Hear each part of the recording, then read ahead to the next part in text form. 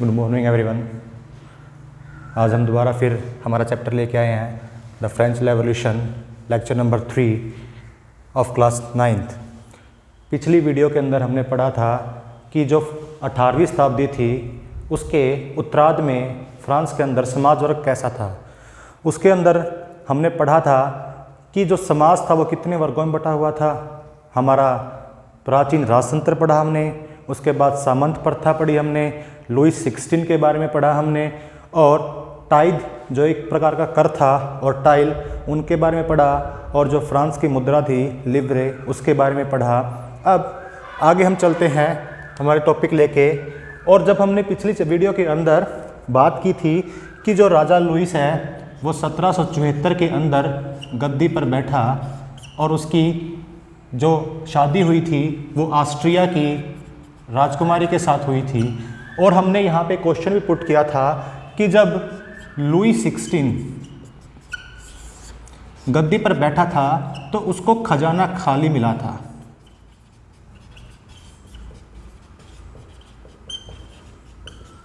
ठीक है, खजाना खाली मिला था। तो हमें पूछा था कि ऐसा क्यों, कि जब वो गद्दी पर बैठा तो उसको खजाना खाली क्यों मिला। तो हमारा यहाँ पे जो सबसे पहला टॉपिक है वही है कि खजाना खाली होने के कारण क्या थे। जो हमारा टॉपिक है खजाना खाली होने के क्या कारण थे। सबसे पहला पॉइंट, लंबे समय तक युद्ध का होना, यानी कि फ्रांस बहुत ही लंबे समय तक युद्ध के अंदर था। एग्जाम्पल ले, ये आपका फ्रांस है, ये आपका ब्रिटेन है। फ्रांस और ब्रिटेन के बीच आपकी लड़ाई हो रही थी। अब लड़ाई के दौरान जो सैनिक होते हैं उनके हथियार खरीदने के लिए, प्लस उनके खाने के लिए, प्लस उनके रहने के लिए, प्लस उनके रख रखाव के लिए सारा खर्चा फ्रांस कहाँ से देता था? अपने खजाने से देता था। तो इसलिए एक कारण ये था कि फ्रांस का लंबे समय तक युद्ध में रहना उसका खजाना खाली होने का कारण था। उसके बाद जो दूसरा पॉइंट हमारा है वो है हमारा वर्साए के महल के रख रखाव का खर्च, यानी कि लुई 16 जब राजा बना तो उसने वर्साए के अंदर एक महल बनाया। अब महल बनाने के बाद अगर आप उसकी भव्यता देखते हो ना कि बहुत ही सुंदर था, और उस महल की सुंदरता बनाए रखने के लिए राजा को उस पर करोड़ों रुपए खर्च करने पड़ते थे। जिसकी वजह से एक कारण ये भी हो सकता है कि राजा का खजाना खाली क्यों हुआ। उसके बाद जो तीसरा है हमारा वो है अमेरिका की मदद करना। कब? युद्ध में। हमने यहाँ पे पढ़ा था कि फ्रांस और ब्रिटेन के बीच लड़ाई हो रही थी। अब यहाँ पे हमारा एक पार्ट आ गया अमेरिका का। ये हमारा अमेरिका है। अब जैसे आपका भारत गुलाम था ब्रिटेन का, ऐसे ही अमेरिका भी गुलाम था। किसका? ब्रिटेन का था। और अमेरिका के लोगों ने जब आज़ादी के लिए मांग उठाई, अमेरिका के लोगों ने जब आज़ादी के लिए मांग उठाई तो फ्रांस ने अमेरिका की सहायता की। दुश्मन का दुश्मन दोस्त होता है, एक वाक्य है आपका। तो अमेरिका की सहायता किस प्रकार की? उसको पैसे देके, पैसे देके आपका अमेरिका की सहायता की। और आप ये लगा लीजिए कि 2 बिलियन लिव्रे का कर्ज उठाया। किसने? फ्रांस ने। भाई फ्रांस ने 2 बिलियन लिवरे का कर्ज उठाया और किसको दिया? अमेरिका को दिया। क्यों दिया? क्योंकि वो चाहते थे कि अमेरिका आज़ाद हो जाए, यानी कि हमारी लड़ाई ब्रिटेन के साथ है और अमेरिका भी ब्रिटेन के साथ लड़ रहा है।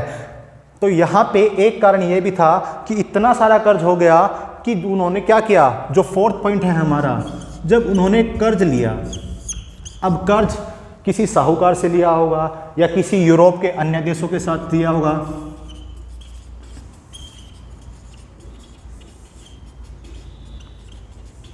यूरोप के अन्य देशों से कर्ज लिया होगा।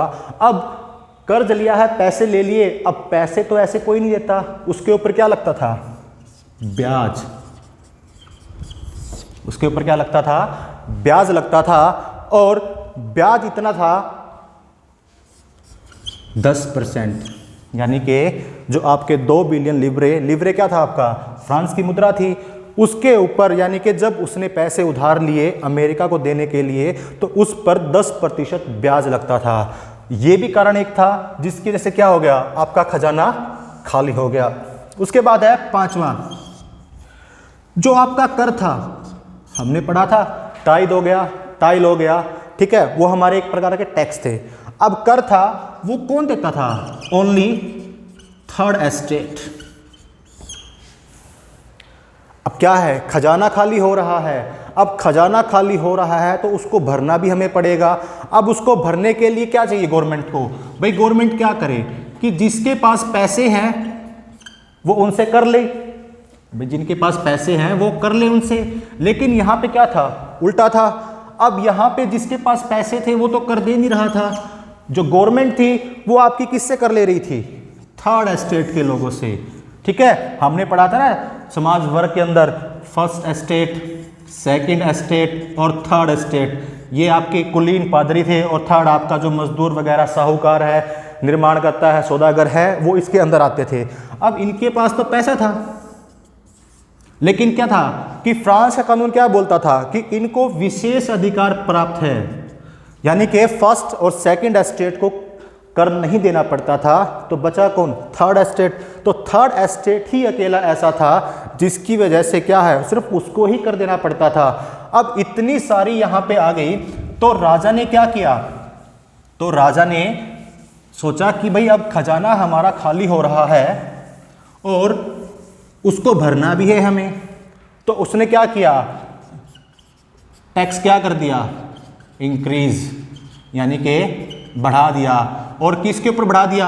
आपका थर्ड एस्टेट के ऊपर, जिसकी वजह से क्या हो गया? जो थर्ड एस्टेट के लोग थे उनमें गुस्सा उत्पन्न हो गया, ठीक है। खजाना खाली होने के कारण हमने 5 पॉइंट पढ़े। उसके बाद है हमारा जो नेक्स्ट टॉपिक है, जीने का संघर्ष, द स्ट्रगल टू सर्वाइव, यानी कि फ्रांस के अंदर ऐसी कौन सी कंडीशन हो गई कि लोगों को जीने के लिए संघर्ष करना पड़ा। अब संघर्ष कैसे करते हैं? भाई सीधी सी बात है, उनको खाना चाहिए, और उसके नीचे हमारी है जीविका का संकट। सबसे पहले हम इसको समझते हैं कि जीविका का संकट क्या होता है,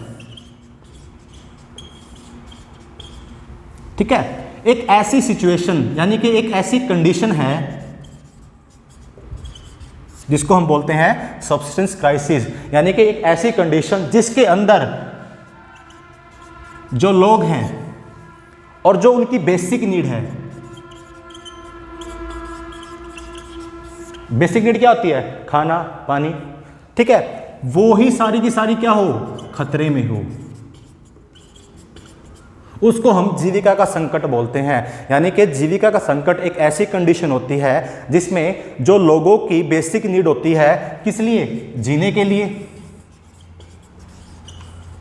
वो ही क्या है? खतरे में हो, तो उसको हम जीविका संकट बोलते हैं। अब यहाँ पे हमारा था जीने का संघर्ष, और हमने बात की थी कि खाना बहुत जरूरी है, और वहाँ का जो मुख्य खाना उस टाइम पे होता था फ्रांस का, वो था आपकी पाव रोटी, ठीक है। अब जीने का संकट है हमारा 1715 के अंदर जो पॉपुलेशन थी फ्रांस की वो 2.3 करोड़ थी और 1774 के अंदर जो आपकी पॉपुलेशन थी या 75 के अंदर 2.8 करोड़। ठीक है, अब देखिए पहले इतनी जनसंख्या थी आपकी, फिर आपकी इतनी जनसंख्या आई। मान लीजिए हमने एक ज़मीन का टुकड़ा लिया और वहाँ पे हम पैदावार उगाते हैं। ठीक है, हमने गेहूँ उगाई।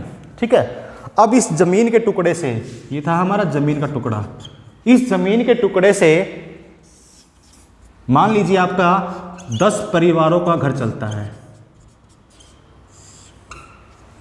ठीक है, लेकिन क्या हुआ, ये बात है 1715 की। अब कंडीशन क्या आ गई इसकी, अब परिवार कितने हो गए, एग्जाम्पल दे रहे हैं, यहाँ पे हो गए परिवार, हो गए 10-20 हो गए हमारे यहाँ पे परिवार। अब जमीन तो उतनी ही है, जो पैदावार हो रही थी वो सिर्फ 10 परिवारों का ही पेट भर सकती थी, लेकिन क्या था 10 एक्स्ट्रा आ गई। तो क्या, यानी कि यहां पे हम कहना मतलब क्या बोल रहे हैं कि जो आपका प्रोडक्शन था, यानी कि जो उत्पाद था वो तो कम था, लेकिन जो आपकी डिमांड थी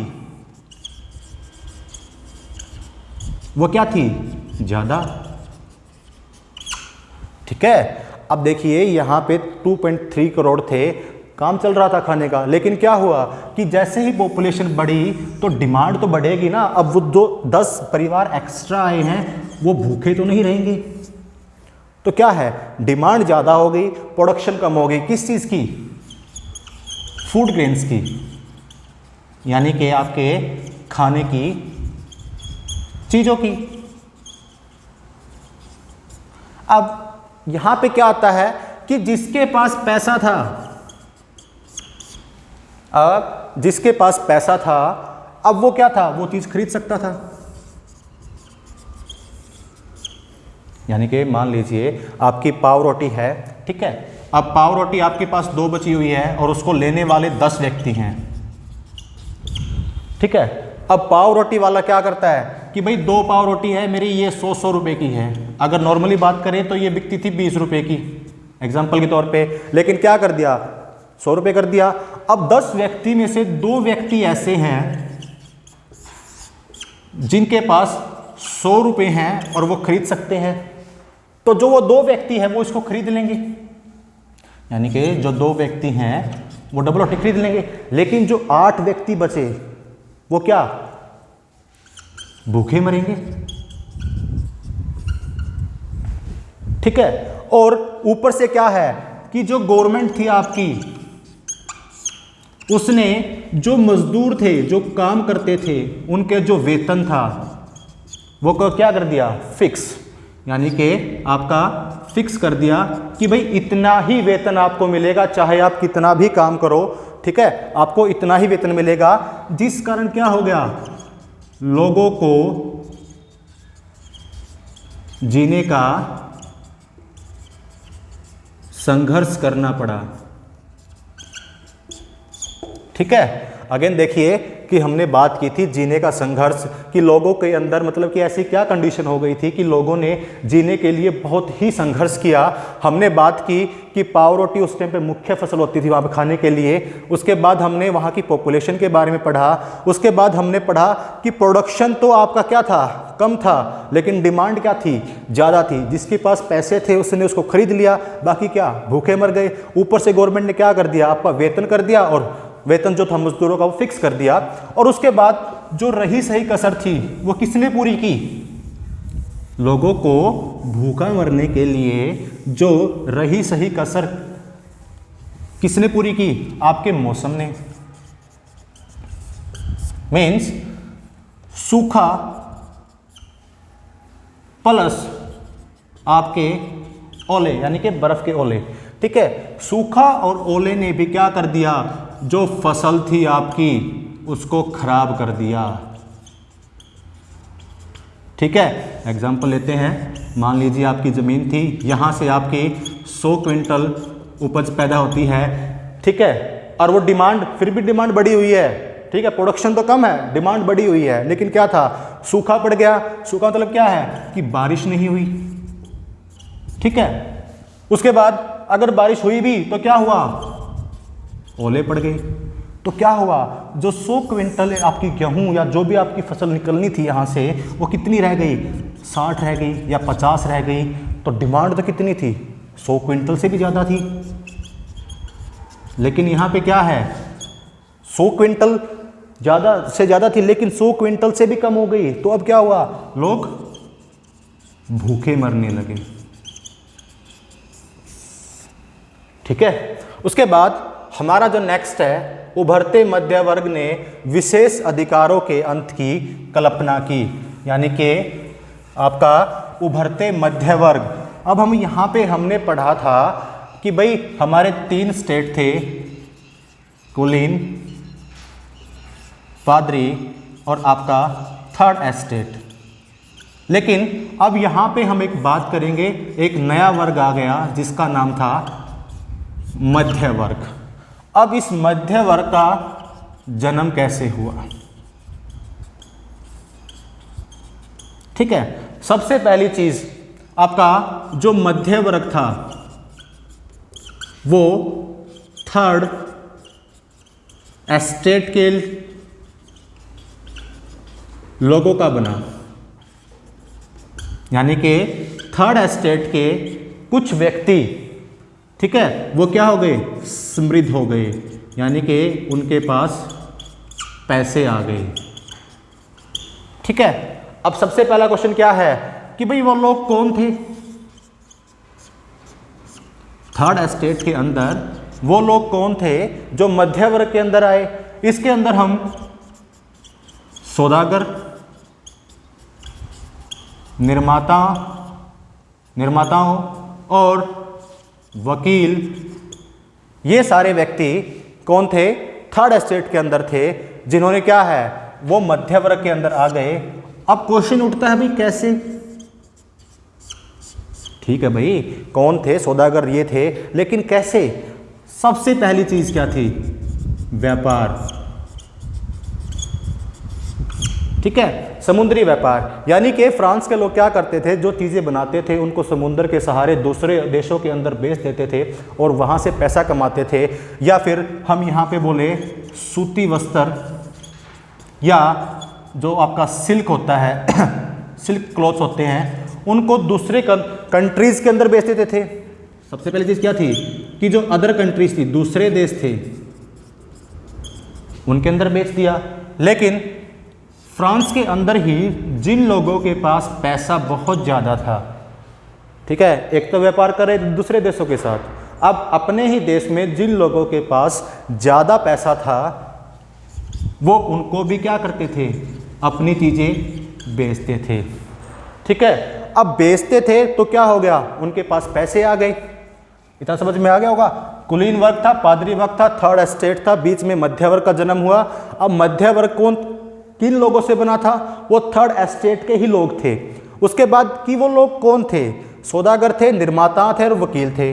उसके बाद कैसे बने कि भाई व्यापार करके दूसरे देशों के साथ, सूती वस्त्र उद्योग हो गया, सिल्क क्लॉथ्स हो गए, या फिर जो अपने ही देश के अंदर जो जिसके पास पैसे थे उनको वो अपना सामान बेच देते थे।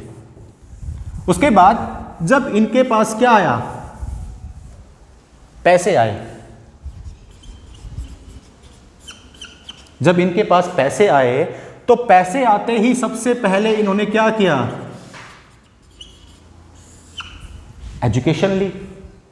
एजुकेशन मीन्स शिक्षा प्राप्त की। अब शिक्षा प्राप्त की तो क्या हो गया, मतलब कि ये एजुकेटेड हो गए। अब इन लोगों के मन में विचार आया कि भाई हमने शिक्षा ग्रहण कर ली है, अब इनके अंदर नए नए विचार आने लगे।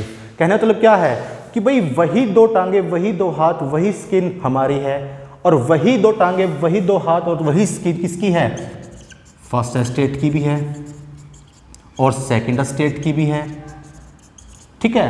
अब ये तो कर नहीं देते, यानी कि ये टैक्स पेड नहीं करते, लेकिन जो थर्ड एस्टेट है वो टैक्स भी पेड करता है, सर्विस भी देता है, ठीक है, यानी कि सेवा भी करता है, ठीक है, तो क्या बोला कि भाई ऐसे बोलते ना कि भाई काश हम अमीर घर में पैदा होते तो हमारी आज कंडीशन ही कुछ होती। ठीक है, तो यानी कि इनको क्या मिले हुए थे? विशेष अधिकार। ठीक है, अब इनको विशेष अधिकार मिले थे, तो सबसे पहली जो आपका मध्य वर्ग था उसने जो मांग रखी वो क्या थी कि भाई जिन लोगों को जन्म से विशेष अधिकार मिलते हैं, यानी कि अगर कोई बच्चा फर्स्ट एस्टेट और सेकंड एस्टेट के अंदर जन्म ले लेता है तो उनको जन्म से ही कुछ विशेष अधिकार मिलते हैं, जैसे कि आपका वो टैक्स पे नहीं करेगा, वो दूसरे जो जो थर्ड एस्टेट है उनसे सेवा प्राप्त करेगा।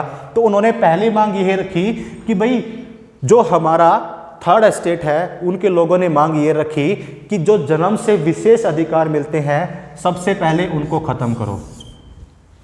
ठीक है, दूसरी जो डिमांड रखी कि भाई सभी व्यक्तियों को, यानी कि चाहे वो आपका फर्स्ट एस्टेट हो, चाहे वो सेकंड एस्टेट हो, चाहे वो थर्ड एस्टेट हो, ठीक है, उनको समान अवसर मिलने चाहिए। ठीक है, समान अपॉर्चुनिटी यानी कि इक्वल अपॉर्चुनिटीज। उसके बाद स्वतंत्रता यानी कि फ्रीडम। और तीसरी चीज क्या बोली? समानता, इक्वालिटी, कि जो समाज होना चाहिए उस समाज के अंदर हर व्यक्ति को, चाहे वो फर्स्ट का हो, सेकंड स्टेट का हो, थर्ड स्टेट का हो, उनको समान अवसर मिलने चाहिए और सभी को स्वतंत्रता होनी चाहिए और सभी को क्या है? इक्वालिटी मिलनी चाहिए। ये आपकी डिमांड रखी थी। अब जो एजुकेटेड लोग थे उनके साथ कुछ दार्शनिक यानी कि जो आपके फिलोसफर होते हैं उन्होंने भी क्या किया कि आपके जो थर्ड एस्टेट यानी कि जो मध्य वर्ग है उसका क्या किया? समर्थन किया।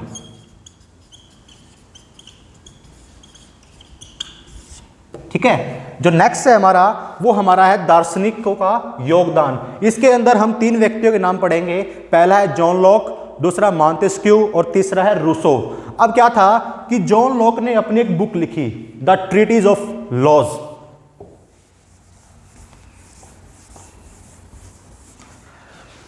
The treatise of laws, the treatise of government, sorry. ठीक है, इसके अंदर जॉन लॉक ने अपनी बुक में क्या कहा कि जो राजा है जो ये मानते हैं कि भाई हम देवीय शक्ति से उत्पन्न हुए हैं, हमारा पूरे राज्य पे अधिकार है, ठीक है, और हम यहाँ पे कुछ भी कर सकते हैं, हमें कोई रोकने वाला नहीं है, यानी कि एक तरह से निरंकुश शासन, कि उन चीज़ों का जॉन लॉक ने अपनी बुक में क्या किया? खंडन किया कि भाई ऐसे सिद्धांत नहीं है। ठीक है, कोई देवी शक्ति नहीं होती। उसके बाद है मॉन्टेस्क्यू, उनकी बुक थी the spirit of laws. Spirit of laws के अंदर सरकार के अंदर मॉन्टेस्क्यू ने क्या बोला कि भाई जब एक गवर्नमेंट बनती है, ठीक है, उसके अंदर आपका क्या होता है? लेजिस्लेचर होता है, एग्जीक्यूटिव होता है और आपका जुडिशरी होता है। ठीक है, ये गवर्नमेंट थी, इसको हमने क्या कर दिया? डिवाइड कर दिया तीन हिस्सों में। अगर मैं बात करूं डिक्टेटरशिप की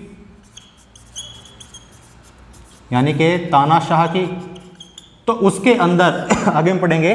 देखो, गवर्नमेंट तीन हिस्सों में बट गई, लेजिस्लेचर, एग्जीक्यूटिव, जुडिशरी।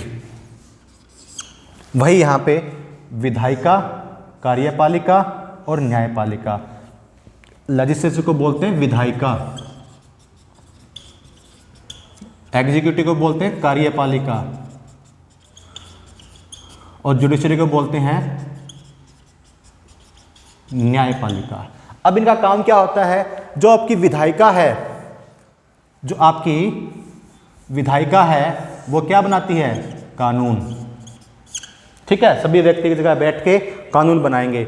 उसके बाद जो आपका एग्जीक्यूटिव है वो क्या करता है? उनको लागू करता है, यानी कि जो कानून लेजिस्लेचर ने बनाए हैं उनको लागू करने का काम किसका होता है? एग्जीक्यूटिव का। और जुडिशरी क्या है कि भाई उन नियमों को या उन रूल्स का सही तरीके से समाज के अंदर प्रयोग हो रहा है या नहीं, उसकी जो देख रेख है। यानी कि अगर कोई व्यक्ति बोलता है कि मुझे ये कानून मिले हैं और मेरा खंडन हुआ है, तो उसकी सहायता कौन करेगा? आपकी न्यायपालिका, ठीक है, यानी कि बचाव करता है किसके, जो आपके रूल्स हैं, कानून्स के, ठीक है। अब उसने बोला कि मांत्स्क्यू ने बोला कि सरकार के अंदर विधायिका, कार्यपालिका और न्यायपालिका के बीच सत्ता के विभाजन की बात कही कि उन्होंने ये बोला कि जो गवर्नमेंट है उसको 3 हिस्सों में बांट देना चाहिए। एक होती है आपकी तानाशाही, जिसके अंदर क्या होता है,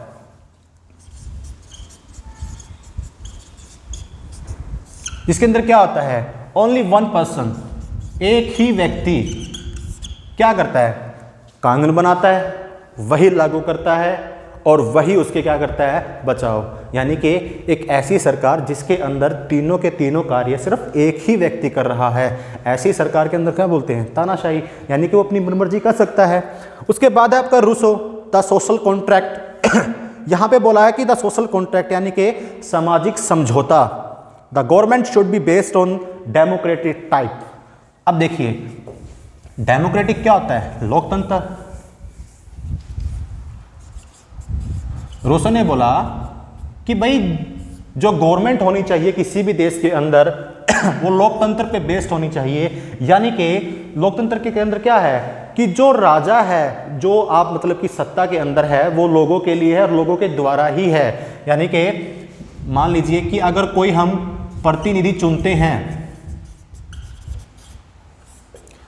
तानाशाही में क्या होता है कि एक व्यक्ति क्या कर लेता है, कब्जा कर लेता है, और जो आम लोग होते हैं उसका इसके कोई मैटर नहीं है, ठीक है। लेकिन यहाँ पे लोकतंत्र मतलब क्या है कि जो प्रतिनिधि है वो किसके द्वारा चुने होने चाहिए, लोगों के द्वारा। यानी कि एक सोशल कॉन्ट्रैक्ट यानी कि समझौता होना चाहिए लोगों के बीच में और किसके बीच में, आपका जो प्रतिनिधि है यानी कि आपका जो रिप्रेजेंटेटिव है,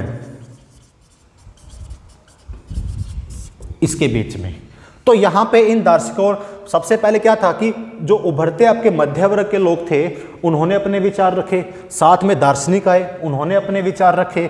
अब क्या था कि इन विचारों का प्रसार करना है, क्योंकि थर्ड एस्टेट के अंदर सभी लोग क्या थे, ना तो एजुकेटेड थे, ठीक है। अब क्या किया, अब इन लोगों ने, जो दार्शनिक लोग थे, ये कॉफी हाउस में बैठते, ठीक है, वहां पे बैठते और वहां पे बैठे क्या है, अपने विचारों का प्रसार करते, ठीक है, अखबार या पुस्तक लिखते। अब जो लोग पढ़ सकते थे अखबार और पुस्तक, उनके तक तो बात पहुंच गई कि भाई हमारे ये विचार है और हमारे साथ गलत हो रहा है। लेकिन जिन व्यक्तियों को पढ़ना नहीं आता तो उनके लिए इन लोगों ने क्या किया कि भाई इन अखबार और पुस्तक को पढ़ा जाने लगा। यानी कि मान लीजिए यहाँ पे एक व्यक्ति खड़ा है और यहाँ पे बहुत सारे लोग खड़े हैं, एक व्यक्ति उस अखबार को पढ़ेगा ताकि जो दूसरे लोग, जो अनपढ़ लोग हैं, वो भी इसको आसानी से समझ सके कि हमारे जो विचार है या जो हमारे कहने का मतलब है वो क्या है।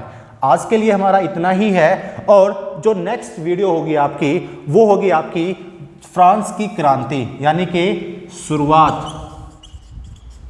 नेक्स्ट वीडियो के अंदर हम स्टार्ट करेंगे कि फ्रांस की क्रांति की शुरुआत क्या कैसे हुई। आज की वीडियो में हमने खजाना खाली होने के कारण पढ़ा, जीने का संघर्ष, जीविका का संघर्ष, उभरते मध्य वर्ग में विशेष अधिकार की कल्पना की, दार्शनिकों का योगदान और उन्होंने अपने विचारों का प्रसार कैसे किया। I hope you will understand very well. Thank you, have a nice day.